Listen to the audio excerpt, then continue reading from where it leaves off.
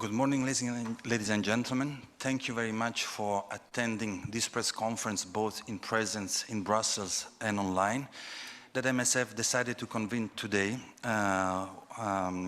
to call the European leaders to stop empty rhetoric on Gaza and to take concrete action. Today, with me in Brussels, there is the MSF General Secretary, Christopher Lockyer, who will address an open letter that will be sent to the 27 European leaders, plus the president of all the European institutions, to take concrete action, knowing that they have political, economic, diplomatic tools that they can use to exert pressure on Israel to stop the carnage in Gaza. Together with me, we also have Omar Ebaid, MSF Emergency Coordinator in charge of emergency response in Gaza, who has just returned 10 days ago from the Gaza Strip, and medical doctor Virginia Monetti, who has just been back yesterday evening, who will share with us personal testimonies on the ongoing situation in Gaza.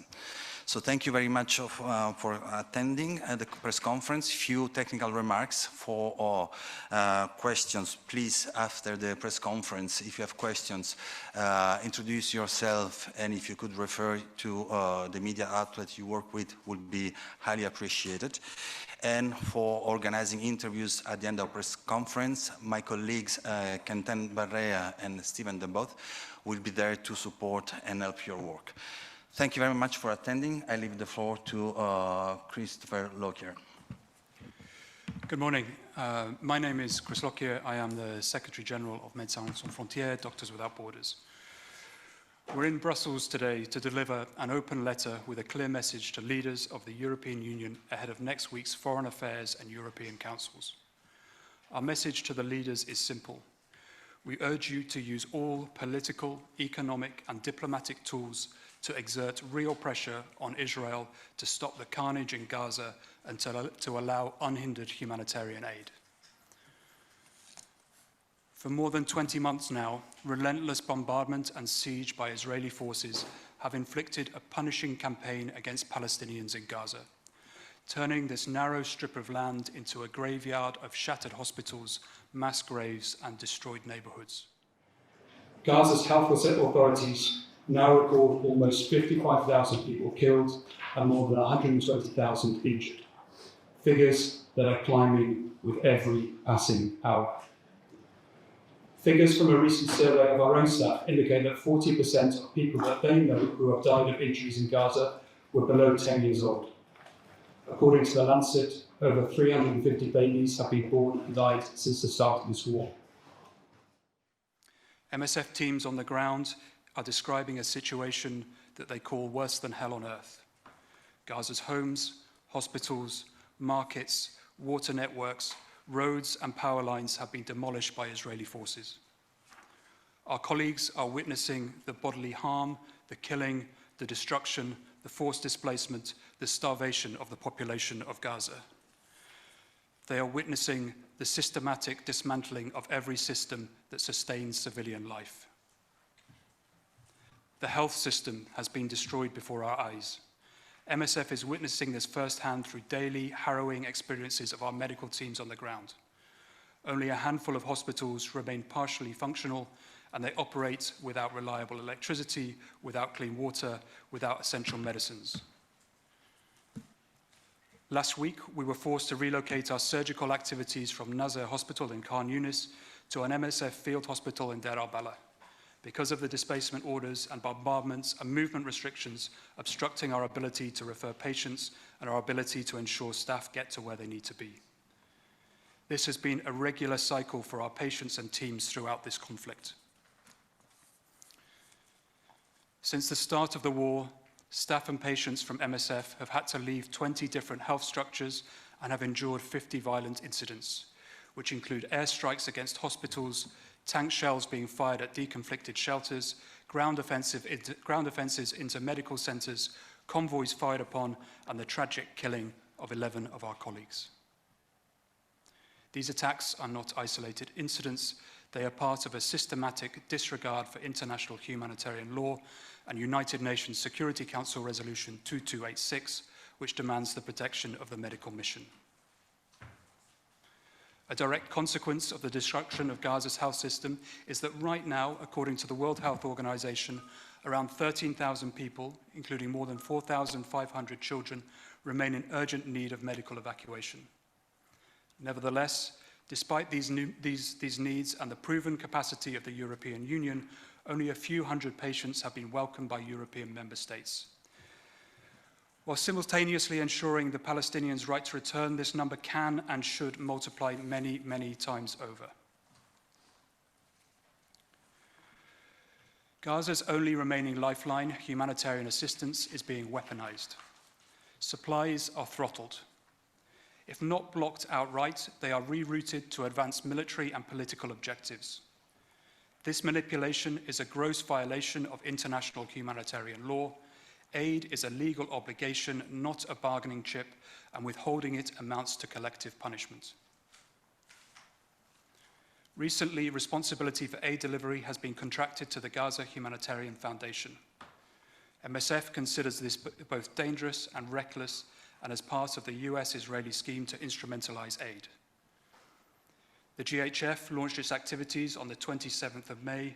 Since then, hundreds of Palestinians have been treated in hospitals and scores have been killed after being shot at distribution sites while waiting to receive basic necessities for survival. As one of our colleagues in Gaza described, some people return with a bag of flour, others with a shroud. For example, on the 11th of June, the MSF-supported Al-Mawazi clinic received 32 casualties, including 3 people dead on arrival. They had been shot on their way to a food distribution site run by the Gaza Humanitarian Foundation. This was not an isolated incident. 3 days earlier, teams at Nazar had received 40 patients, most of them with gunshot wounds. The Gaza Humanitarian Foundation seems to be a cynical ploy to feign compliance with international humanitarian law. In practice, it uses aid as a tool to forcibly displace people as part of what seems to be a broader strategy to ethnically cleanse the Gaza Strip and to justify the continuation of this war waged without limits. For more than 20 months, MSF teams have experienced the repeated forced displacement of Gaza's population and the destruction of life-saving infrastructure that has rendered the area incompatible with human survival. Members of Israel's government have clearly linked this military strategy with calls to eliminate Palestinians from Gaza, a clear call for ethnic cleansing. On a daily basis, our teams are seeing patterns of genocide. In the killing of healthcare and humanitarian workers, in the bombing of medical structures and shelters for displaced people, in the complete blockade, including food, water, and medical supplies, and the total disregard of rulings issued by the International Court of Justice, which demand that Israel ensure humanitarian aid and prevent genocide. Israel is systematically destroying the conditions necessary for Palestinian life in Gaza. This catastrophe is deliberately brought by human decisions, prolonged and enabled by an international community that has yet to summon the courage and decisiveness to stop it. MSF, like many other organizations, has repeatedly called for an immediate and unconditional ceasefire, unfettered humanitarian access, and respect for IHL by all parties. We have condemned atrocities on all sides, including hostage-taking, arbitrary detention, and indiscriminate attacks on civilians. But this military onslaught against a besieged people rages on, growing more brutal by the day. What is happening in Gaza is evidence of a profound failure of moral and political responsibility. So I conclude by asking European member states and other countries to show that solidarity is not just words, but that solidarity is rooted in action and accountability. We specifically call upon the European Union and European governments to exert real pressure and use the leverage they have to stop this assault and open Gaza to unhindered humanitarian aid. Our message to European leaders and beyond is clear. End the siege, defend humanitarian action, and ensure accountability for crimes committed and for violations of international humanitarian law.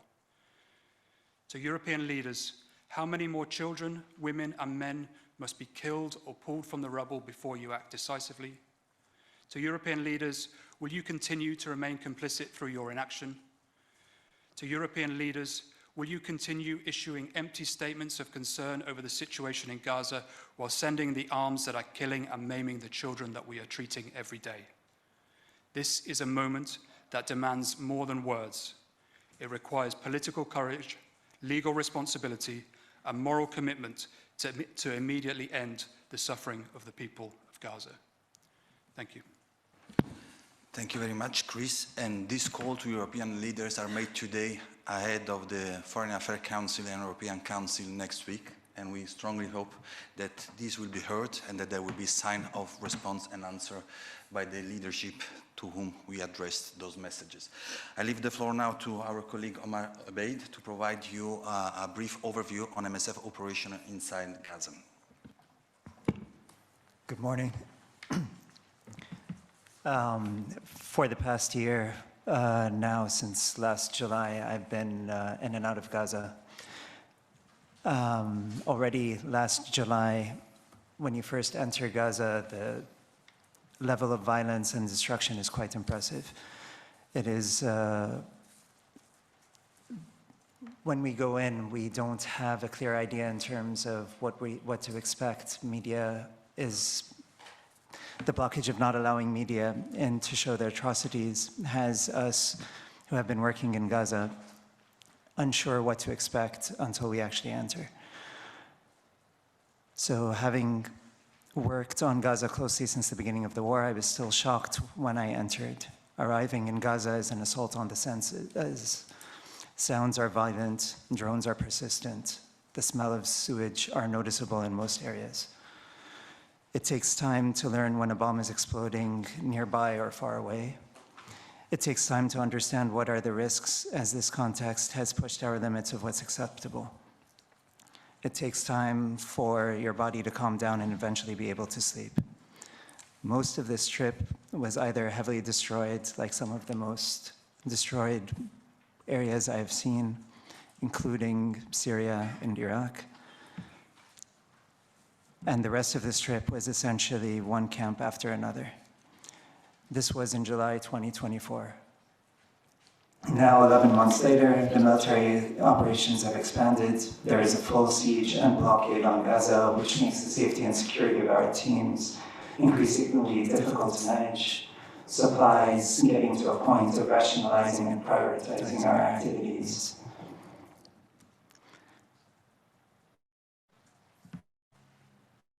I honestly don't know what to say. It seems in the past 20 months, everything has already been said. Again, international media and human rights organizations have not been let in to have international reporting on the atrocities, and humanitarians are constantly doubted and questioned because the image we're providing and what we are witnessing either does not want to be believed or because it goes against the Israeli narrative.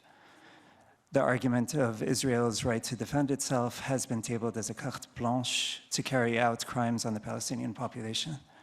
We spend our times trying to question and go through trying to define what we witness are either war crimes or crimes against humanity or ethnic cleansing or genocide or patterns of genocide, instead of focusing on our medical activities. Over the past 20 months, our teams have done an incredible job of trying to maintain medical activities among very serious challenges of supply not being able to enter on a consistent basis, the security and safety of our teams that are constantly compromised, our staff losing families on a consistent basis, constant displacement, hunger. Despite this, we have 1,043 staff, MSF staff, and over 25 international staff that have managed to operate 6 clinics, 2 field hospitals, and running services into Ministry of Health hospitals. And as important as these activities are, it's a drop in the bucket of what's actually needed.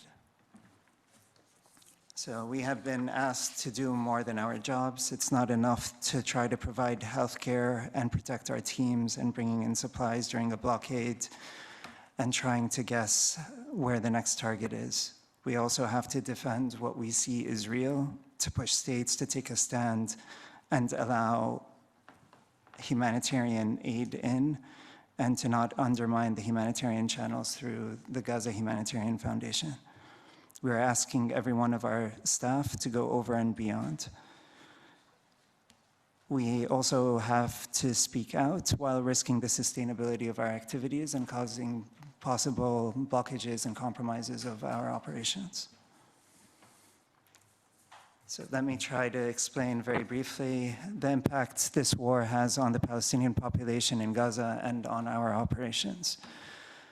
We've heard a lot of the terminology in terms of what the damage of infrastructure. The damage of infrastructure means that ambulances and patients can't access regularly the health facilities. It means that the water, fresh water, is not readily accessible, and the water network has fallen apart, and the sewage systems do not work properly. It means evacuation orders, or rather displacement orders, mean that anywhere after receiving a notice, if a notice is received, people have either minutes to evacuate or up to 24 hours to leave for an unidentified time.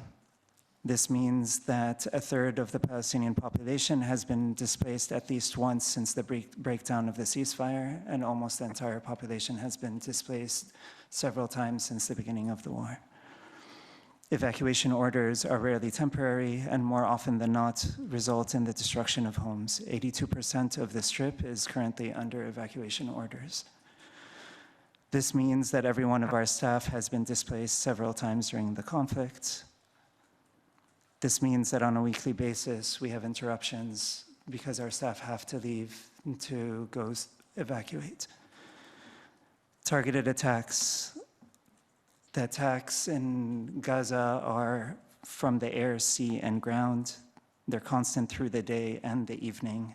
The sounds are violent, even if the Palestinians and the children get used to it. There is an average, since the beginning of the war, of 74 strikes a day. The attacks, increasingly since the breakdown of the ceasefire, have been closer and closer to protected structures, to our offices, to health facilities, and during the day while we have movements on the same roads. Bombs 150 meters away from our health facilities have become a normal occurrence since the breakdown of the ceasefire. This also means that on a weekly basis over the past 2 months, we have at least once a week, if not several times a week, a staff member that has either been injured or killed, or a family member of theirs that has been injured or killed. When we're talking about embargo, siege, and a blockade, it means that the supplies since the beginning of the war have already been limited. In October, our patients, we were not able to provide food for their full caloric intake to be able to be treated properly. It means that since the beginning of May, the World Central Kitchen has stopped being able to provide food for our patients and staff. It means that we're down to a few weeks with our security stock. It means that the entire population is hungry and they are rationing food. It means that the malnutrition cases in our facilities have greatly increased. It means that our staff, who are more privileged than others, are rationing bread to eat. It means that even the international staff are down to 1 meal a day. It means our drugs are waiting to come in and risk expiring at the border. It means we cannot open activities as we would be able otherwise to do.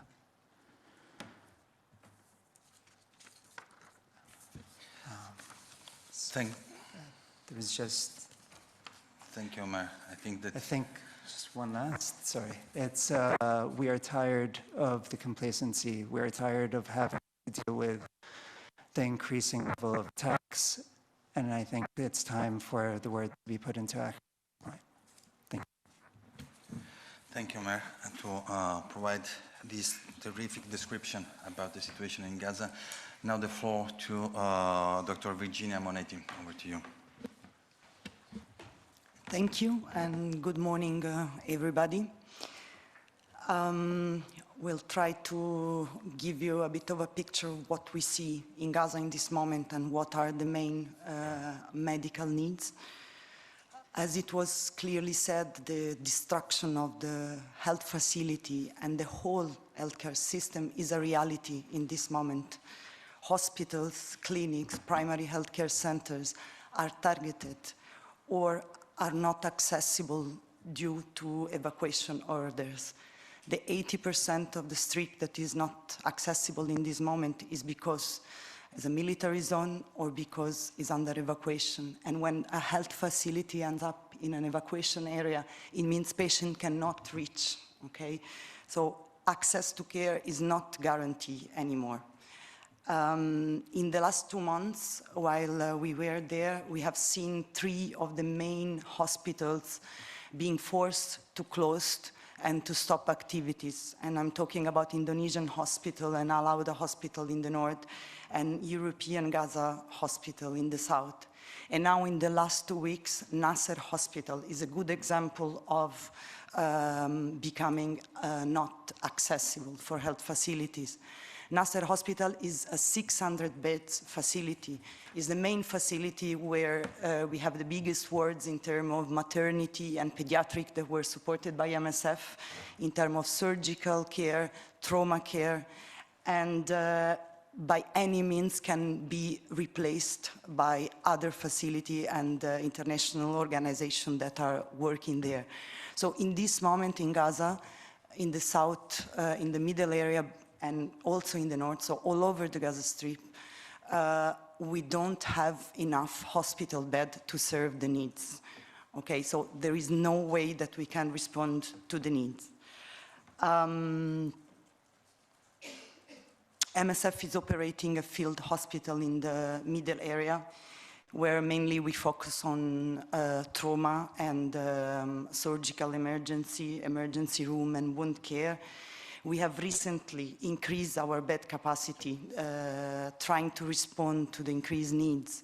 And we have reached capacity already again.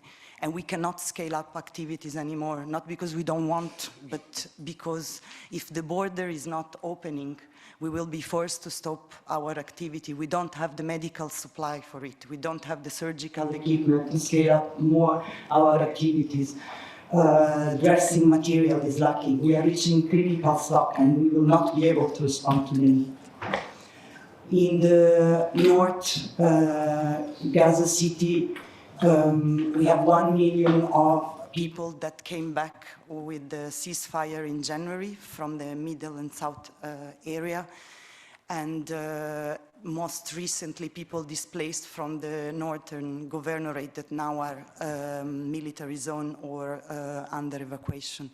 So the city is full of tents, the shelters are on the rubble, and there is almost no access to essential needs. Water and sanitation structure are not existing. We have 3 fully functional primary health care for 1 million people in Gaza, and just 1 hospital able to respond to emergency and trauma. In a moment where we are seeing increased hostility, so increased injury, increased mass casualty in the hospital, that by definition is an increased number of patients that exceed the hospital capacity. And whichever hospital in Europe couldn't deal with one of these mass casualty incidents without being completely knocked out. And in Gaza, it's the reality, it's a daily reality, sometimes more than once a day. And recently, numbers of injured increased, also related and linked to the Gaza aid distribution points. We have seen mass casualty incident happening and injured patient arrive in primary health care facility, like it was said before. And this is not the place that can manage this kind of injuries. The patient can be stabilized and then sent to a higher level of care, but we are running out of option. All the trauma circuit is broken and is not functioning anymore. At the clinic where we are working and offering primary healthcare services with general consultation, mental health, wound care, and antenatal care and sexual and reproductive health, both in the north and in the south, we are obliged to close the door at 9 a.m. Where we reach maximum capacity already. And patients are walking to the clinic, long distance, unsafe path to reach the medical care, to look for medical services, and we have to turn away patients, not because we want to, of course, but because we cannot scale up our activities more than what we are doing. We are running out of supply. We don't have enough medication to set up new services. Chronic medication is a problem, and with all the overwhelming volume of trauma patients that needs to be taken care of, all the medical chronic conditions are of course put on the side, and the impact and the long-term impact of this, it's beyond what we can imagine. Patients are asking for food, not only for medical care.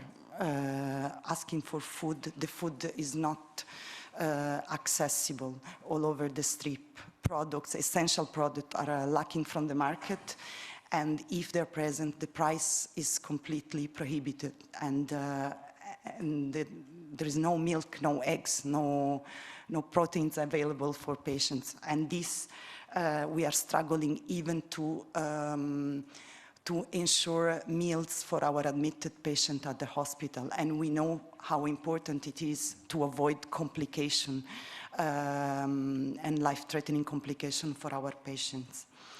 Our malnutrition services, we have seen an increased number of pregnant and breastfeeding women and children under 5 coming and entering our programs.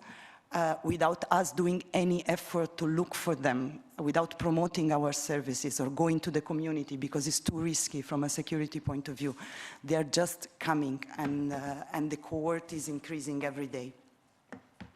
And maybe a last word on healthcare staff. Healthcare staff in Gaza is operating beyond the limits of human endurance. And they themselves, as it was said, they have been displaced several times. They need to leave the medical activities to take care of their family. They have lived a total disruption of their normal life and of their social and supportive network. The mental health toll on our staff is heavy, and on everybody. In the last 2 months, we have seen at least 3 of our staff that have to be admitted to the hospital, and they become patients themselves. And this is not sustainable. This is not human. So we really call for action now. We need humanitarian aid to enter Gaza. Now we need this to stop. Thank you. Thank you very much, Virginia. Now we open the floor to questions, so please introduce yourself and indicate the media outlet you work for. Please. Thank you very much, Silvia Yuso from El País newspaper. You're calling for action. Right now, the External Service of the European Union is preparing a report on whether Israel breached or not the Article 2 on human rights compliance, etc., on the EU agreement. I have 2 questions on this. First one is, have you been somehow contacted by the services in order to give your input for this report? And number 2 is, the tension is right now on the Iran-Israel new offensive. So are you afraid that this seems to has already pushed, has suspended the meeting at the UN where Palestine state was going to be announced for several states? Are you afraid that this might also shift the attention and that next week we won't have any decision on the Israel, on Gaza, which is what you're asking for? Yeah, so on the first question, yes, we are very well aware about the review that the External Service is conducting. We regularly brief the European Commission and the different EU institutions about what's going on in Gaza. We intervene at the European Parliament multiple times. We organize ad hoc briefings with our emergency coordinator staff returning from Gaza to make sure that the situation on the ground was very well known by different EU interlocutors. So all the elements, all the information about the reality in Gaza that has been described by my colleagues are known to the European Commission to review any kind of political measure, diplomatic measure they can take. So it's not up to us to indicate which measure. They know what measure they have at their disposal. They know the situation. They have the evidence that MSF transparently share about the situation going on. Yeah, and on the escalation in the Middle East, of course, like everybody, we're watching that with great fear and trepidation. And yes, we're concerned that as a consequence of that, eyes could be taken off what is a horrific and ongoing daily horror in Gaza and the West Bank. And so it seems unbelievable to say, but we're very concerned about losing attention in terms of on the atrocities that are happening in the Gaza Strip.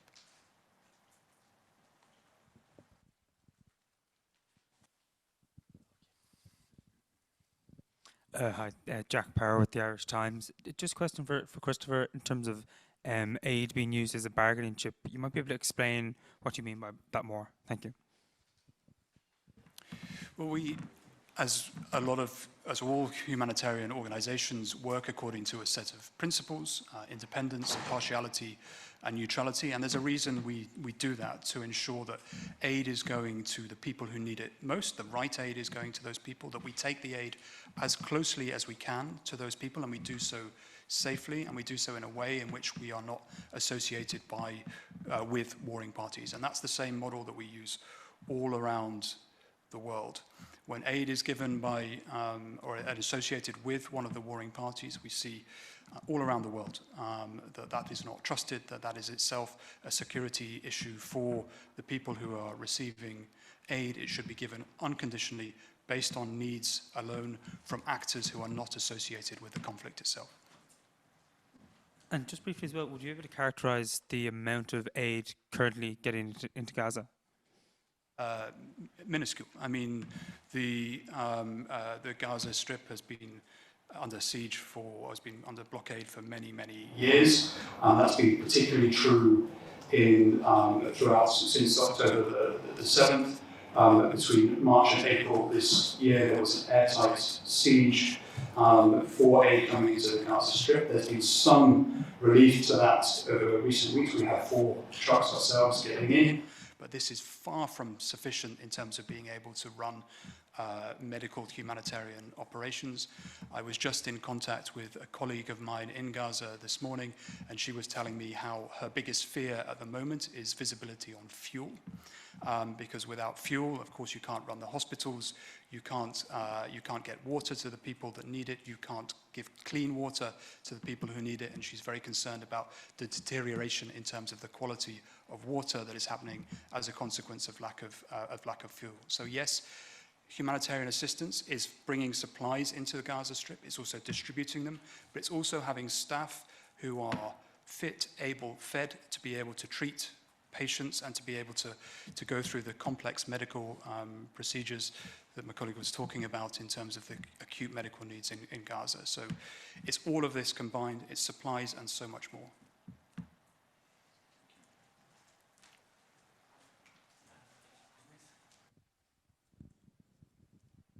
Lorne Cook from the Associated Press. Mr. Lockyer, the EU is the biggest donor of aid to the Palestinians, so obviously the blockage of aid is a problem for the EU as much as for anyone else. Given what your colleagues have said today, the blocking of a trade agreement or the suspension seems a bit pathetic. Is there any leverage that you see that the EU can use that it's not using at the moment? I probably should be asking the question to the other side, but perhaps you see something that's not obvious.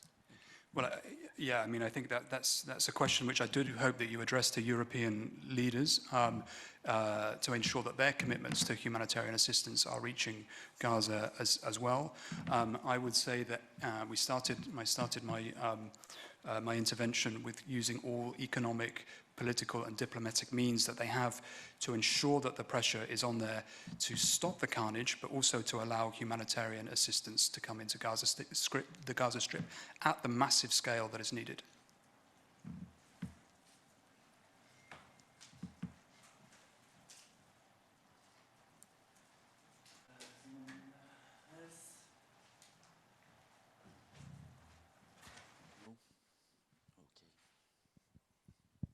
Okay, if there are no more questions for our guest, we can consider the press conference closed. I thank you very much for making your time and your way to come in person to this press conference, to attend online, to hear from our Secretary General the messages addressed to the European leaders ahead of upcoming Foreign Affairs Council and European Council, to ask the EU leaders to go and move beyond empty rhetoric and take concrete action to stop the carnage in Gaza.